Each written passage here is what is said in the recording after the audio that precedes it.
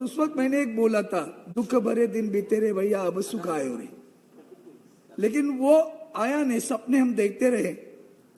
लेकिन एक बात माननी पड़ेगी कि इस विषय पर सरकार भी थोड़ी गंभीर रही और इस गंभीरता का ही आज यह इलाज उन्होंने सामने लाया, ऐसा मैं समझता हूं।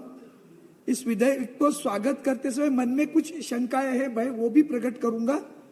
लेकिन एक बात मन में जो आती है वो कि अगर हमारा उद्देश्य है कि किसी भी हालत में किसान समृद्ध हो, और जब भी हमारे मित्र भी सहयोगी सदस्य बोल रहे थे भारतीय जनता पार्टी के, सही बात है, जब तक किसान समृद्ध न होता देश समृद्ध न होगा। आपको याद दिलाता हूं, जीडीपी पर मैंने जब एक बात कही थी तो मैंने बोला जीडीपी कैसे आप निकालते हो, तो किसान के उपजाऊ पे ऊपर जीडीपी है क्या? उसको तो उसपे मतलब स्थान ही नहीं है किसान को। जब तक किसान की उत्पादकता और उत्पन्न पर जब जीडीपी उसको सलग करोगे तब पता चलेगा कि सही में अपना जीडीपी कहाँ है। आज वो अलग विषय है, वो दुर्भाग्यपूर्ण विषय, हम नीचे गए वो अलग बात है, लेकिन उस पर किसान नहीं होता। तोमर साहब, मैं आपका स्वागत करता हूं। इस विषय को लेकर आप जब आगे बढ़ रहे हो ना, और कृषक को जो आप खुले बाजार में लाने की कोशिश कर रहे हो, मैं जानता हूं कि एपीएमसी जो हमारी है आज इस देश में करीबन 2477 एपीएमसी है, 4843 सब मार्केट्स है, 1000 मंडीज है। ये सारी जो व्यवस्था है उस व्यवस्था इसके साथ में किस तरह से जुड़ी जाएगी उसको देखना पड़ेगा।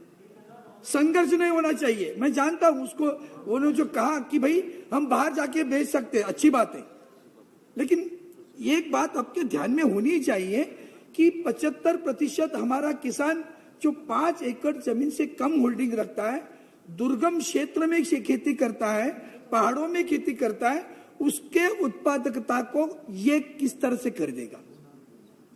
ये तो संगठन की बात आ जाएगी। अगर वो संगठन नहीं करते तो उसका उत्पादन कैसे आएगा? कौन तय करेगा क्या उत्पादन करना है? महाराष्ट्र की सरकार ने एक अच्छा निर्णय लिया इस बार, और उन्होंने कहा, पहले क्या होता था मराठी में, उन्होंने कहा पिकेल ते विकेल, जो आएगा उत्पाद वो बेचने की कोशिश करेंगे। अब उन्होंने उल्टा कहा, जो बिकेगा वही पकेगा, वही बनाएंगे, वही उपज करेंगे, ताकि उसको पैसे मिले, ताकि किसान समृद्ध हो। ये योजना महाराष्ट्र की सरकार ने, आदरणीय मुख्यमंत्री उद्धव जी ठाकरे साहब ने अभी लाई है। अब इस बात में हम लोग जो एग्रीमेंट करने जा रहे हैं ना, उसमें मेरा, आपने शुरू में क्यों सोचा, हमने उत्पादकता 1.5 गुना करेंगे, उत्पन्न 2 गुना करेंगे, ये हमारी घोषणा है, ये हमारा उद्देश्य है। और उसको लेकर हमने वो भी कहा था कि स्वामीनाथन की जो कमेटी थी उसका हम जो कुछ अमल करने की कोशिश करेंगे। 2022 तक किसान हमारा 2 गुना उत्पन्न लेना चाहिए। अब स्वामीनाथन कमेटी की जो कुछ मुद्दे वो बाद में बोलता हूं, मैं इतना ही कहूंगा।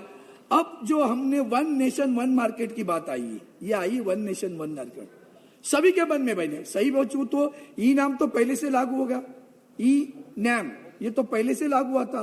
मैं आपसे पूछना चाहता हूं माननीय मंत्री महोदय, आप जरा सदन को बताइए, भैया हमने ई नैम लाया ना, तो लोगों ने उस पर भी विश्वास जताया है, लोगों ने ई नैम पे रजिस्ट्री करवाई है, लोगों ने अपना उत्पादन वहां बेचा है। वो भी तो विश्वास दिला सकता है कि भाई ई नैम जब हमने केंद्र ने लाया तो उस पर लोगों ने रजिस्ट्री करवाई, अपना माल बेचा।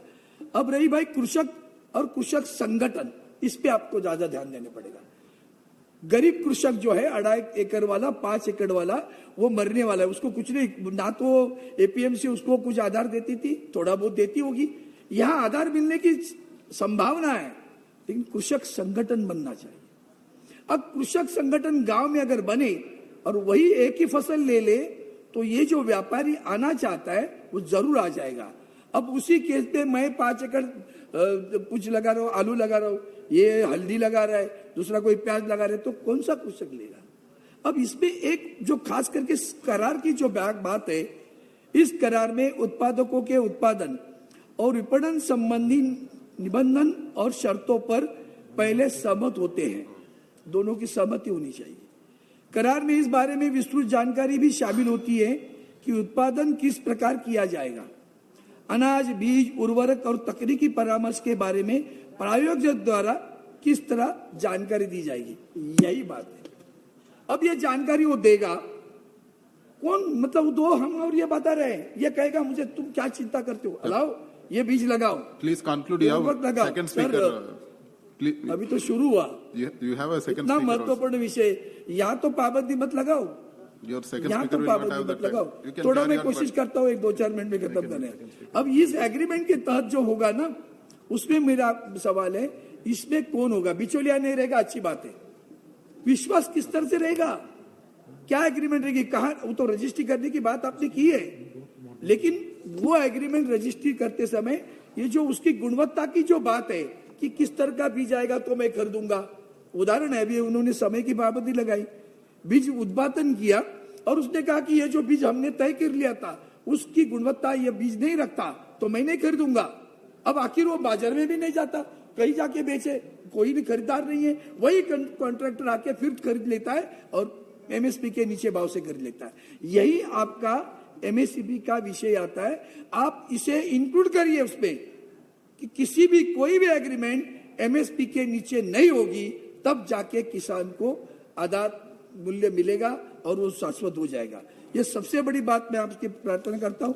1-2 मिनट में अभी तो मतलब उलझ गया मैं, इतना बड़ा खीरा उत्पादन हुआ था, याद है 2000 और 2019 2012 तक, 2000 से लेकर इतना खीरा उत्पादन होता था। रशिया बहुत खरीद लेता था, रशिया ने एक बार विड्रॉ कर लिया, अब खीरा कहाँ लगाएंगे, गया भाव डाउन। फिर किसान वही, जो किसान पहले भी हालत में रहता था वही हालत हो जाएगी।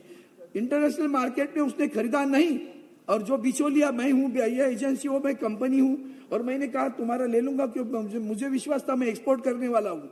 अगर एक्सपोर्ट बंद हुआ तो फिर जिम्मेदारी कौन लेगा? मैं लेने वाला हूं कि नहीं? या तो मैं लेना चाहिए या तो सरकार लेनी चाहिए। इसका जो विश्वास इस कानून में कहीं दिखता नहीं है। Please conclude. एक मिनट सर, एक मिनट में करता हूं। और मैं इसलिए करता हूं कि 2-3 चीजों की है। आज हमारी महाराष्ट्र की सरकार ने 35,000 करोड़ का किसान का कर्जा माफ कर दिया। अब जो किसान कर्जा लिया हुआ है उसका पुनर्गठन कैसे होगा? उसको माफ कौन करेगा? कर्जा माफ कौन करेगा?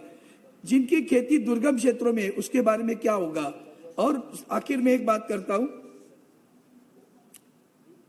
किसान जब अपनी बात को रखने वाला है तो हमने जो खाद उत्पादन करेगा सर, खास करके सर तोमर साहब, 2 विषय एक ही मौके में कहूंगा, एक वक्त। Please conclude. पहली बात ऐसी है, उत्पादन बढ़ाने के लिए केमिकल रासायनिक खादों का इस्तेमाल होगा। अब ये पानी की बात कर रहा था, एक्ट ऑफ गॉड, इस बार अच्छा है, पानी अच्छा हुआ है, एक्ट ऑफ गॉड है, लेकिन पानी इस्तेमाल किस तरह से होगा? उस पे ऊपर कोई बंधन रहेगा कि नहीं रहेगा?